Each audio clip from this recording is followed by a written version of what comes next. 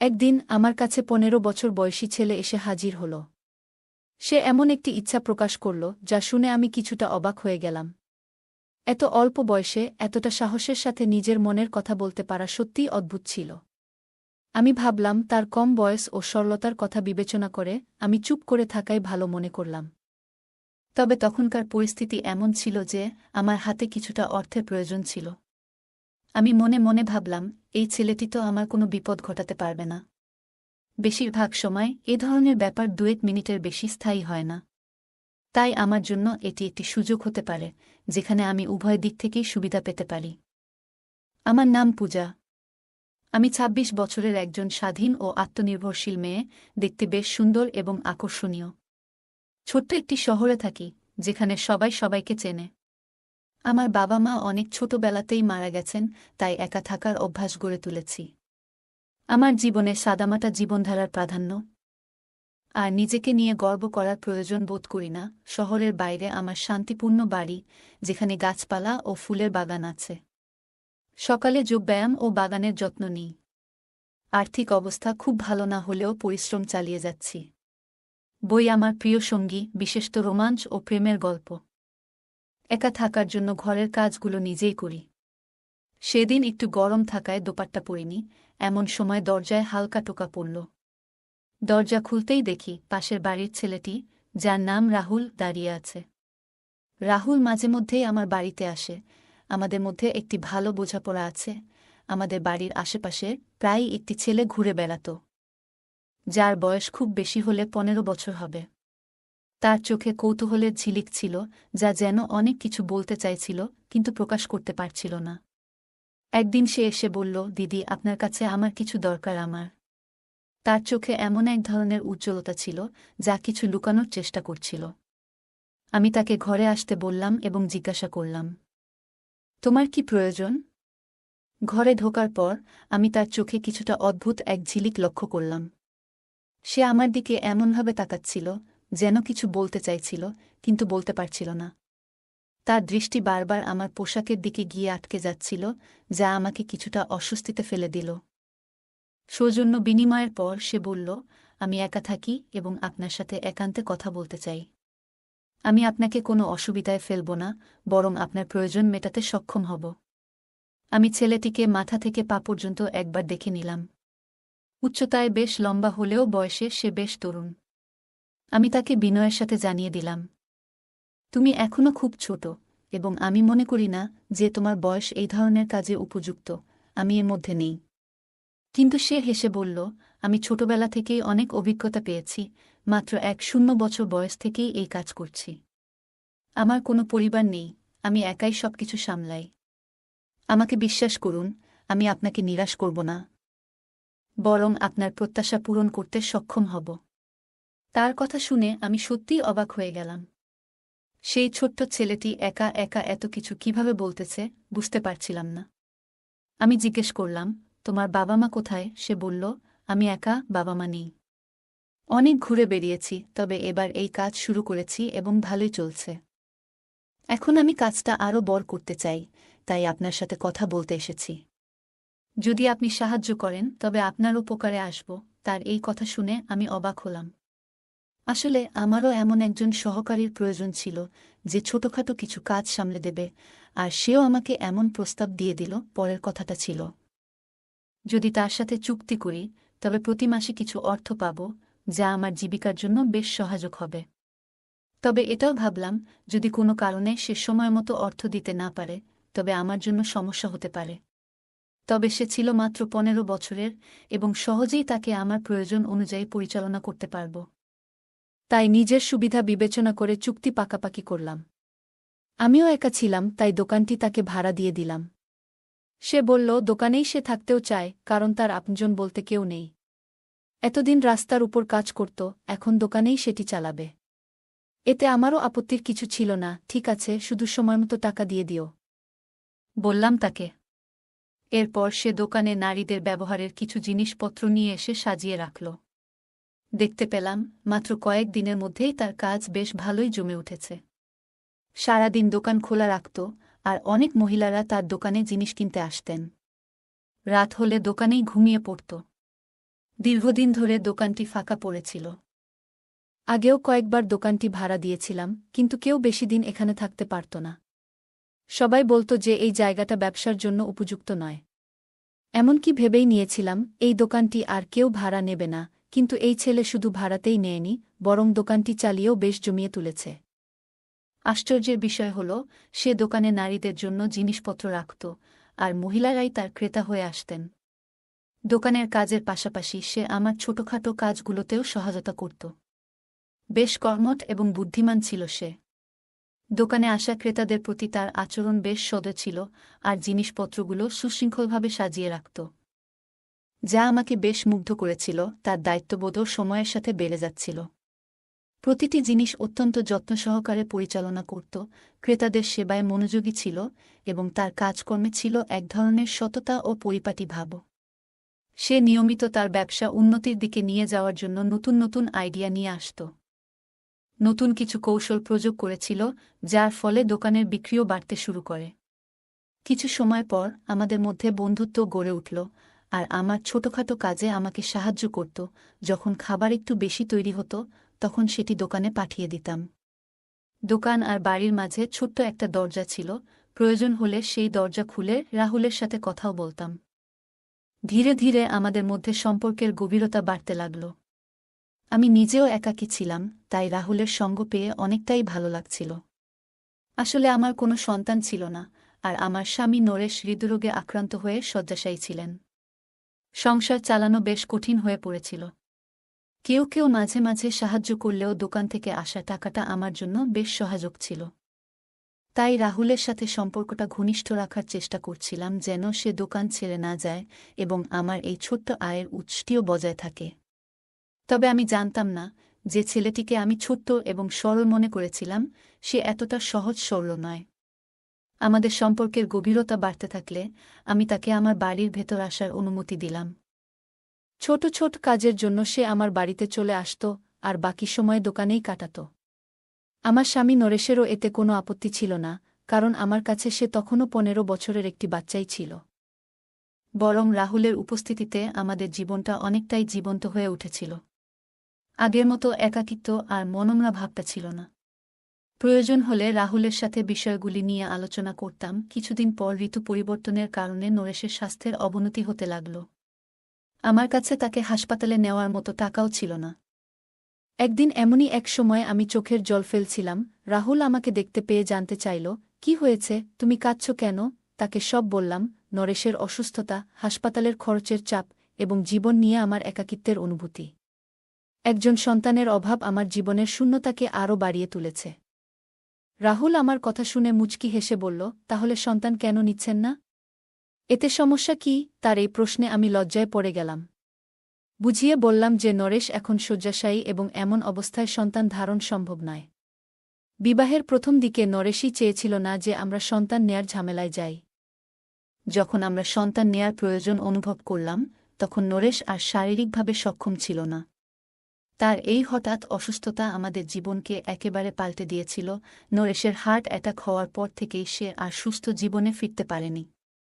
ভালোবেসে বিয়ে করলেও ধীরে ধীরে সেই সম্পর্ক বাধ্যবাধকতার রূপ নিয়েছিল, কারণ আমার সামনে অন্য কোনো পথ খোলা ছিল না।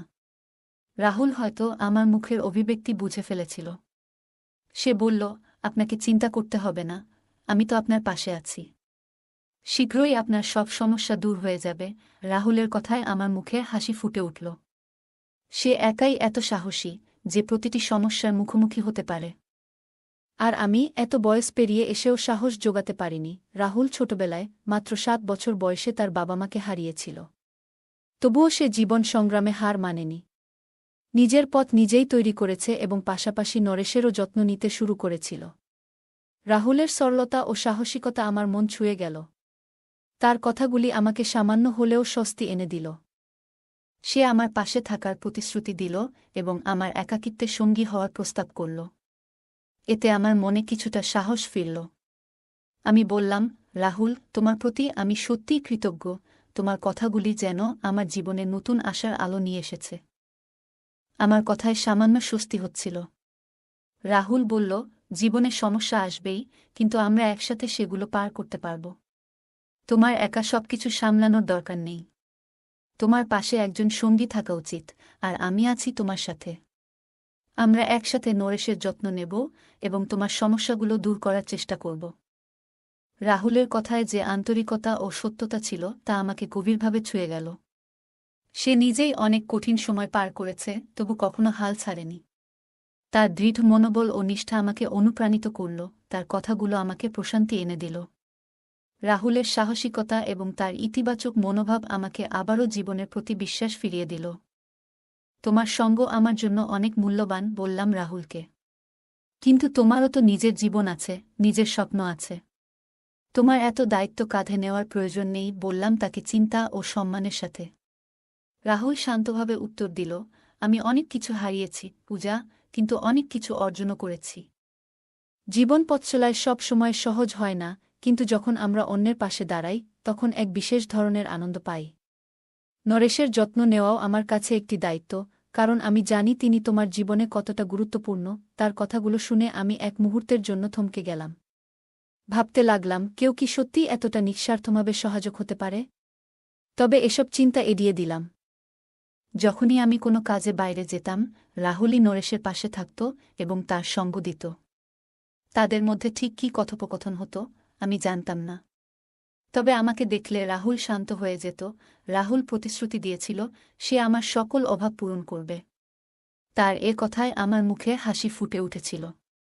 আমি সন্তানের অভাব অনুভব করছিলাম, আর এই শূন্যতা পূরণের ইচ্ছে আমার মধ্যে ছিল। তবে এই ইচ্ছা রাহুল কিভাবে পূরণ করবে সেটি আমার কাছে ছিল এক প্রশ্ন। তবুও তার আনন্দের জন্য আমি মনের কষ্টটা গোপন করে হাসি মুখে ছিলাম। কিছুদিন পর হঠাৎ করে আমার শারীরিক অবস্থা কিছুটা পরিবর্তন অনুভব করলাম। অসুস্থ হয়ে পড়লে রাহুলই আমাকে চিকিৎসকের কাছে যাওয়ার পরামর্শ দিল এবং অর্থ সহায়তাও দিল। চিকিৎসকের কাছে গেলে জানা গেল আমি গর্ভবতী। এটা শুনে যেন মাথার উপর আকাশ ভেঙে পড়ল। নরেশের স্বাস্থ্যের অবস্থা বিবেচনায় এটা কিভাবে সম্ভব? আমি কাপা হাতে রিপোর্ট নিয়ে বাড়ি ফিরলাম। ভয় নিয়ে নরেশকে বিষয়টি জানালে সে মুচকি হেসে বলল, এটা তো। নরেশ এসে বলল, সম্ভবত আমি এখন একজন সন্তানের বাবা হওয়ার জন্য প্রস্তুত। যদি ঈশ্বর আমাদের এই সুখবর দিয়ে থাকে তাহলে একে হাসিমুখে গ্রহণ করো। নরেশের কথায় আমি অবাক হয়ে গেলাম। সত্যিই কি আমি নরেশের সন্তানের মা হতে যাচ্ছি? এটা বিশ্বাস করা কঠিন ছিল, কারণ তার স্বাস্থ্যে কোনো বড় উন্নতি দেখা যাচ্ছিল না। তবে আমি মেনে নিলাম যে হয়তো আমি নরেশের সন্তানের মা হতে চলেছি। এরপর থেকে নিজের যত্ন নিতে শুরু করলাম, আর রাহুলও এটা জানতে পেরে ভীষণ খুশি হল, যেন তার নিজেরই বাড়িতে নতুন অতিথি আসছে। দোকানের কাজ থেকে ফ্রি হলে রাহুল প্রায়ই আমাদের বাড়িতে চলে আসত। সে নিজেই নরেশের যত্ন নেওয়ার দায়িত্ব নিয়েছিল এবং আমাকে স্বস্তি দিতে নানা কাজে সাহায্য করত। এমনকি আমার জন্য ফল ও জুস নিয়ে আসত। তার দোকানও ভালো চলছিল, আর দিনগুলো এভাবেই কেটে যাচ্ছিল। অবশেষে ৯ মাস পরে আমি একটি সুন্দর শিশুর জন্ম দিলাম। মজার বিষয় হল, শিশুটি আমার বা নরেশের মতো দেখতে নয়, বরং অনেকটা রাহুলের মতো লাগছিল। আমি কখনো শিশুর মুখের দিকে তাকাতাম, কখনো রাহুলের দিকে। হাসতে হাসতে রাহুল বলল, আপনি তো আমাকে এত দেখেছেন যে আপনার বাচ্চাটাও আমার মতো হয়ে গেছে। কথায় তো আছে, মা যদি গর্ভাবস্থায় কাউকে বেশি দেখে, সন্তানও অনেক সময় তার মতো দেখতে হয়। রাহুলের এই কথায় আমি লজ্জায় মাটিতে মিশে গেলাম। এত কম বয়সে তার এসব বিষয় জানা দেখে অবাক হলাম। আমার কোলে সন্তান আসায় আনন্দে আমার মন ভরে উঠল। বাড়িতে ফিরলে মনে হচ্ছিল জীবন যেন নতুন করে বেঁচে উঠেছে। কিন্তু সন্তান হওয়ার পর ব্যয় অনেক বেড়ে গিয়েছিল, আর বুঝতে পারছিলাম না কিভাবে সব সামলাব। তখন রাহুলই আমাকে সাহায্য করতে লাগল। সন্তানের খরচের দায়িত্বও সে নিয়েছিল। আমাদের জন্য সে মোটেই অপরিচিত ছিল না, আমি তাকে ছোট ভাইয়ের মতোই আপন ভাবতে শুরু করেছিলাম। তার জন্যই আমাদের অবস্থা এখন অনেক ভালো। ভাবলাম তাকে ছোট্ট একটা ধন্যবাদ জানানোর জন্য তার প্রিয় খাবারগুলো রান্না করে খাওয়াব। রাহুল আসার আগে বাচ্চাটিকে ঘুম পাড়িয়ে আমি রান্নাঘরে কাজে লেগে পড়লাম। কিছুক্ষণ পর রাহুল এলো, তার মুখে মিষ্টি হাসি। আমি তাকে সাদরে অভ্যর্থনা জানিয়ে খাবার পরিবেশন করলাম। রাহুল খেতে খেতে বলল, আপনি দারুণ রান্না করেছেন। আপনার সাহায্য করতে পেরে আমি সত্যিই খুশি। তার কথাগুলো শুনে আমার মন ছুঁয়ে গেল। আমি বললাম, রাহুল, তোমার সাহায্য ছাড়া আমার জন্য জীবনটা অনেক কঠিন হতো। সে বিনয়ের সাথে বলল, আমি যতদিন আছি আপনার কোনো অভাব হবে না। তার কথাগুলো আমাকে আরও আশ্বস্ত করল। রাহুলের সহায়তা ও সমর্থন আমাকে ও আমার সন্তানকে এক নতুন শক্তি দিল। সময়ের সাথে সাথে আমার ছেলের সাথে আমার জীবনেও একটা স্বাভাবিকত্ব চলে এলো। যদিও রাহুলের সাহায্য সবসময় অমূল্য ছিল, তবু আমি নিজের পায়ে দাঁড়ানোর চেষ্টাও করছিলাম। কিছুদিন পর, যখন আমার সন্তান 6 মাস বয়সে পৌঁছাল, হঠাৎ জানতে পারলাম আমি আবার মা হতে চলেছি। এক মুহূর্তের জন্য অবাক হয়ে গেলাম, এত দ্রুত আমি আবার মা হতে যাচ্ছি। আমার মনে এক ধরনের আতঙ্ক জন্মালো, এই নতুন সন্তানের দায়িত্ব কিভাবে পালন করব। আমার প্রথম সন্তানও তো এখনও ছোট, আর নরেশের দায়িত্বও তো আমাকে পালন করতে হচ্ছে। আমার চিন্তা দেখে নরেশ বলল, ঈশ্বর আবারও আমাদের আশীর্বাদ দিতে চলেছেন, এতে ভয় পাওয়ার কিছু নেই। আমাদের প্রথম সন্তান যেমন এসেছিল তেমনই দ্বিতীয়টিও আসবে। আমি মাথা নত করে বললাম, আমাদের দায়িত্ব সবই রাহুলের কাঁধে, সে আমাদের কিছু না হলেও তার সাহায্যেই আমরা দাঁড়িয়ে আছি। এরই মধ্যে আমাদের দ্বিতীয় সন্তানও এলো, আর আমি 2 সন্তানের দায়িত্ব পালনে ব্যস্ত হয়ে গেলাম। আমি এত ব্যস্ত ছিলাম যে নরেশের দেখভালের সময় পেতাম না, যা পুরোপুরি রাহুলের উপর নির্ভরশীল হয়ে পড়েছিল। রাহুলের সঙ্গে আমার গভীর বন্ধুত্ব গড়ে উঠেছিল, যেখানে আমরা সব কথা শেয়ার করতাম। সারাদিন সন্তানদের সামলে রাতে ক্লান্তিতে ঘুমিয়ে পড়তাম, আর রাহুল অনেক সময় সন্তানদের ঘুম পাড়াত। অল্প বয়সেই সে আমাদের পরিবারের দায়িত্ব নিয়েছিল, যা আমাকে অবাক করত। রাহুল কখনো অভিযোগ করত না, বরং আনন্দ নিয়ে দায়িত্ব পালন করত, যা আমার জন্য শান্তির ছিল। তবে মাঝে মাঝে মনে হতো, তাকে এত বোঝা দেওয়া ঠিক কিনা। একদিন রাহুল এসে বলল, আপনি আমাকে পর ভাববেন না, আমি সব করতে পারি। তার এই কথাগুলো আমাকে আশ্বস্ত করত। 3 সন্তানের মা হয়ে আমার জীবন বদলে গিয়েছিল, ভেতরের পুরনো খালি ভাবটাও মুছে গিয়েছিল। এই বাচ্চাগুলো আমাকে দাও, তুমি শান্তিতে ঘুমাতে পারবে, রাহুল হাসিমুখে বলল।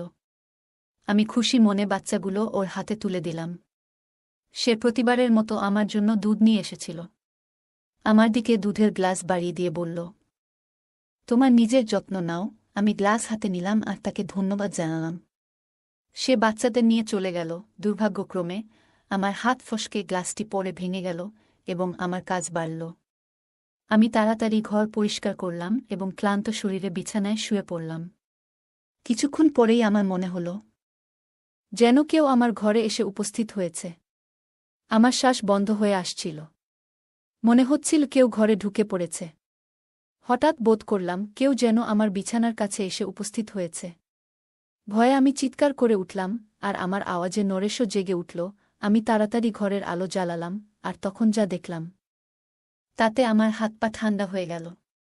পাড়ার একজন লোক আমার দিকে তাকিয়েছিল। প্রথমে সে বিব্রত হয়ে কিছুক্ষণ চুপ রইল, তারপর বলল, আমি তো কিছু করিনি। তোমার স্বামী আমাকে নিজেই অনুমতি দিয়েছিলেন, যেন আমি প্রতিদিন এখানে এসে সময় কাটাতে পারি। তিনি বলেন, এভাবেই তিনি কিছু টাকা আয় করতে পারবেন এবং সংসারের কিছুটা খরচ মেটাতে পারবেন। লোকটির কথা শুনে আমি হতবাক হয়ে গেলাম। সে বলল, তোমার স্বামী নিজেই আমাকে বলেছিলেন, আমি যেন তোমার কাছে এসে কিছু অর্থ উপার্জনের পথ খুঁজি, যাতে এই সংসারের পরিস্থিতি কিছুটা ঠিক করা যায়। আমার চিৎকার শুনে রাহুল ছুটে ঘরে এসে ঢুকল, আর লোকটি তাকে দেখে বলল, রাহুল, তুই তো বলেছিলি যে ও ঘুমিয়ে থাকবে, কিন্তু সে তো জেগে উঠেছে। এই কথাগুলো শুনে আমার পায়ের নিচের মাটি যেন সরে গেল। রাহুল ভয় পেয়ে আমার দিকে তাকাল। আমি বুঝতে পারছিলাম না ব্যাপারটা আসলে কি। লোকটি অসন্তুষ্ট হয়ে গালিগালাজ করে বের হয়ে গেল। আমি বিরক্ত হয়ে রাহুলকে জিজ্ঞেস করলাম, এটা সব কি হচ্ছে? তখন রাহুল বলল, আপনার স্বামীর কাছে এই ঘর চালানোর মতো টাকা ছিল না। এজন্য তিনি আমাকে বাধ্য করেন আপনার ব্যাপারে সিদ্ধান্ত নিতে। যখন কেউ ক্রেতা আসত, আমি আপনার সন্তানদের নিয়ে যেতাম এবং দুধে ঘুমের ওষুধ মিশিয়ে আপনাকে ঘুম পাড়িয়ে দিতাম। তারপর ক্রেতা আর চলে যেত। এই 3টি সন্তানও ঠিক একই ধরনের একজন ক্রেতার। কারণ নরেশ ভাই পিতা হওয়ার মতো সক্ষম নয়। রাহুল বলল, আমি আপনার সাথে কিছু খারাপ করিনি। যেটা আপনার স্বামী বলেছিলেন, আমি সেটাই করেছি। আমি আপনাকে আপনার স্বামীর অনুমতি নিয়ে বিক্রি করেছিলাম। রাহুলের কথায় আমার পুরো রক্তক্ষরণ শুরু হল। আমি অসুস্থ বোধ করছিলাম। আমি অবাক হয়ে নরেশের দিকে তাকালাম, সে চোখ এড়িয়ে যাচ্ছিল। পরে সে বলল, আমার অসুস্থতার কারণে বাড়ির পরিস্থিতি খারাপ হয়ে গেল। আমি তোমাকে সন্তানও দিতে পারিনি। অর্থাভাব দেখা দিল। এই সব দেখেও আমার হৃদয় কষ্ট পাচ্ছিল। কিন্তু আমি কিছু করতে পারলাম না। তাই যখন আমাকে বোঝা গেল রাহুল কি করছে, তখন আমি বললাম, প্রতিদিন তুমি তাকে কোথাও বিক্রি করে দাও। আমি তো ঘুমের ওষুধের কারণে কিছুই বুঝতে পারিনি। রাহুল এসে ক্রেতাকে নিয়ে আসত এবং সকাল হওয়ার আগেই ক্রেতা চলে যেত। সন্তান হওয়ার কারণে তুমি খুশি হয়ে গিয়েছিলে এবং আমাদের জীবনযাত্রাও পাল্টে গিয়েছিল। আমি শুধুমাত্র এটা চাইতাম। নরেশের কথা শুনে আমি মাথা ধরেছিলাম। আমি বিশ্বাসই করতে পারছিলাম না যে আমার স্বামী আমার উপর এত বড় অত্যাচার করেছে। ঘরের পরিস্থিতি পরিবর্তনের জন্য এবং সন্তানদের জন্য রাহুলের সঙ্গে মিলে তিনি আমার জীবনকে এভাবে বিক্রি করেছেন। আমি কাঁদতে লাগলাম। যখন কান্না থামিয়ে কিছুটা শান্ত হলাম, আমি রাহুলের সামনে হাত জোর করে বললাম, আমাদের জীবন, তুমি চলে যাও। তোমার আসার আগে আমরা অভাবে কাটালেও আমার স্বামী কখনো আমার সম্মানের সাথে খেলা করেনি। তার মনে কখনো এমন চিন্তা আসেনি। আমি বুঝতে পারছি তোমার শিক্ষার কারণে এমন হয়েছে। তুমি যে নারীদের নিয়ে একটি বিশেষ ব্যবসা শুরু করেছ, সেটা একটা উপায়। এইভাবে তুমি নারীদের দুর্বলতা কাজে লাগাচ্ছ। আমি রাহুলকে অবিলম্বে দোকান খালি করতে বললাম এবং তার হাত থেকে আমার 3টি ছোট সন্তানকে করে নিলাম। তারা আমার সামনে দাঁড়িয়েছিল, কিন্তু তাদের বাবার পরিচয় আমার কাছে অজানা ছিল। আমি নিজেকে খুব বোকা মনে করছিলাম যে এতদিন আমি বুঝতে পারিনি যে এই সন্তানগুলো আমার স্বামীর নয়। কেন আমি তাদের দুজনের হাতে এইভাবে প্রতারিত হলাম, সেটা ভাবতেই আমার মন চুকসে যাচ্ছিল। রাহুলের জন্য আমার এই সমস্যার সূচনা হয়েছিল, তবে নরেশও দায়ী। কিন্তু আমি কি করব? আমি তো নরেশের সাথে বিয়েটা করেছি এবং তার পরিস্থিতি এমন ছিল যে আমি তাকে ছেড়ে যেতে পারিনি। তাই বাধ্য হয়ে আমি তার সাথে জীবন কাটাতে শুরু করলাম। রাহুল দোকান ছেড়ে চলে গেল। আমি সেখানে কিছু টাকা জমা করে নারীদের জিনিসপত্র নিয়ে দোকান চালানো শুরু করলাম। ক্রেতারা আগে থেকেই প্রস্তুত ছিল। তাই আমার দোকান চলতে লাগল এবং আমি সংসার চালাতে লাগলাম। আমি আমার সন্তানদের কাছে গিয়ে তাদের নিজেদের কাছে নিয়ে বুকে জড়িয়ে ধরলাম। তাদের বাবার পরিচয় আমি জানি না, কিন্তু আমি জানি আমি তাদের নিজের গর্ভে ধারণ করেছি, তাই তাদের প্রতি আমার ভালোবাসা কমেনি। আমার মন এখনও সেই ধাক্কা থেকে সেরে উঠতে পারেনি যে আমার স্বামী এবং তার বন্ধুরা আমার বিশ্বাসের সাথে এত বড় প্রতারণা করেছে। কিন্তু সময়ের সঙ্গে সঙ্গে আমি আমার জীবনে নতুন একটি দিশা পেতে চাইছিলাম। আমি আমার সন্তানদের সঙ্গে নতুন একটি অধ্যায় শুরু করতে চেয়েছিলাম যাতে তাদের ভবিষ্যৎকে উন্নত করতে পারি। দোকানটি এখন আমার দায়িত্ব হয়ে গিয়েছে। প্রতিদিন সকালে সন্তান স্কুলে পাঠানোর পর দোকানে এসে ক্রেতাদের চাহিদা পূরণ করা আমার দিনচর্যা হয়ে উঠেছিল। কিছুকাল পর আমি ধীরে ধীরে আমার কঠোর পরিশ্রম দিয়ে দোকানকে এগিয়ে নিতে শুরু করলাম। আমার তৈরি করা পণ্যগুলোর বাজারে বেশ প্রশংসা হতে লাগল এবং আমার শ্রমের ফলস্বরূপ সবকিছু ভালোভাবে চলতে শুরু করল।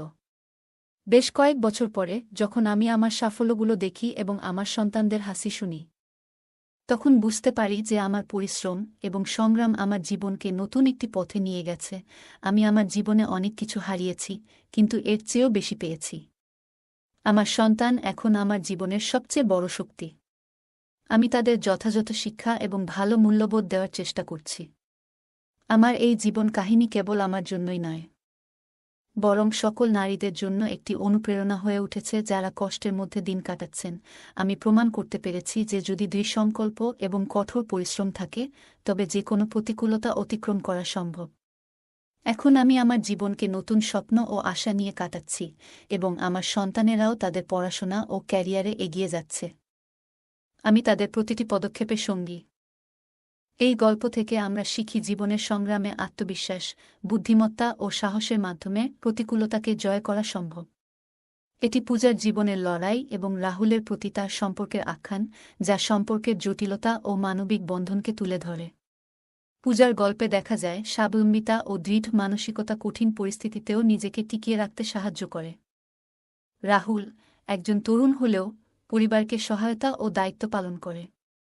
এই কাহিনী আমাদের শেখায় যে ইতিবাচক মানসিকতা দিয়ে যে কোনো পরিস্থিতি মোকাবেলা সম্ভব। এই গল্পটি প্রমাণ করে যে সম্পর্কের সফলতা শুধুমাত্র বয়স, লিঙ্গ বা পারিবারিক প্রেক্ষাপটে নির্ভরশীল নয়, বরং এটি নির্ভর করে আমরা একে অপরের সাথে কেমন আচরণ করি এবং কতটা সহানুভূতিশীল হই। গল্পে রাহুল ও পূজার সম্পর্কের উদাহরণ তুলে ধরে, যেখানে রাহুল তার সততা ও সত্যতার মাধ্যমে পূজার বিশ্বাস অর্জন করে।